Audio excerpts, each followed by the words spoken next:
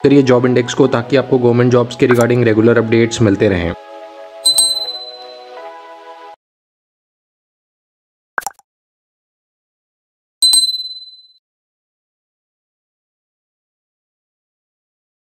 इस वीडियो में हम डिस्कस करेंगे प्रधान अधिकारी इंडियन कोस्ट गार्ड में जो 23 से 24 साल की सर्विस के बाद प्रधान अधिकारी बन जाता है उसको कितनी सैलरी मिलती है। बेस्ट केस में 22 साल में बन जाएगा, नहीं तो 23-24 ईयर्स में तो बंदा प्रधान अधिकारी इंडियन कोस्ट गार्ड में बन ही जाता है। तो उसके बाद उनको कितनी सैलरी मिलती है ये डिस्कस करेंगे। रफली इन हैंड जो सैलरी मिलती है उसमें सबसे पहले आपका बेसिक पे हो गया। बेसिक पे आपका 47,600, क्योंकि आपको लेवल 8 के बेसिक पे में सेंट्रल गवर्नमेंट ने डाला हुआ है तो 47,600 मिलेगा। फिर इस पे मान लो आप वाई क्लास ऑफ सिटी में है जहां आपको ट्रांसपोर्ट अलाउंस 3600 रुपीज़ मिल रहा है, तो 3600 का ट्रांसपोर्ट अलाउंस मिलेगा आपको, डेली अप डाउन करने का ट्रांसपोर्ट का पैसा। फिर इन दोनों को अगर मैं जोड़ दूं तो लगभग ये 52,200 तो ऐसा हो गया। इसमें 31% बेसिक पे जो इन दोनों में लगेगा, 31% बेसिक पे लगाने के बाद करीबन 15,000 और जोड़ दूं तो ये करीबन मेरे 67,200 रुपीज़ तो ऐसे ही हो गए।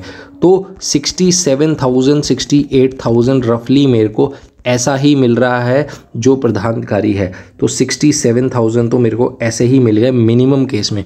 फिर उसके बाद अगर ये बंदा सेलिंग में जा रहा है तो सी गोइंग अलाउंस का पैसा अलग, हार्ड लाइंग मनी का पैसा अलग अगर हार्ड एरिया में है, तो क्वालिफिकेशन अलाउंस का पैसा अलग अगर कोई क्वालिफिकेशन अलाउंस का पैसा है, तो डाइवर है तो डाइविंग अलाउंस का पैसा अलग, गुड कंडक्ट बैच पे का पैसा अलग, island duty Andaman Nicobar Lakshadweep side है तो उसका पैसा अलग, डेप्यूटेशन में है दूसरी ऑर्गेनाइजेशन में नेवी के साथ मोस्टली कहीं तो उसका पैसा अलग है।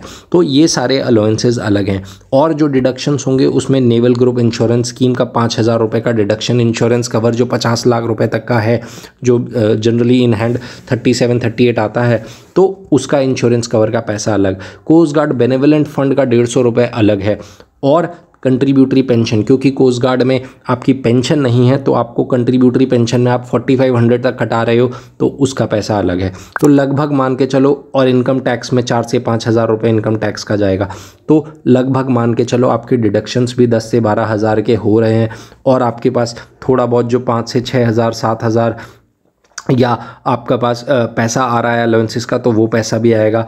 और सी गोइंग अलाउंस का पैसा आएगा मंथली। तो ये सारी चीज़ें, हार्ड लाइंग मनी का पैसा, ये सब इंक्लूड करके अगर मैं अप डाउन करूँ थोड़ा बहुत देखूँ तो जो एक नए प्रधान अधिकारी को सैलरी मिलती है वो 65,000 के तो ऊपर ही मिलती है, 65,000 के ऊपर ही मिलती है 2022 में। 2022 में नॉर्मल केस में 68,000 तक तो इन हैंड मिलती ही मिलती है, लीस्ट केस में 65 के ऊपर ही मिलती है।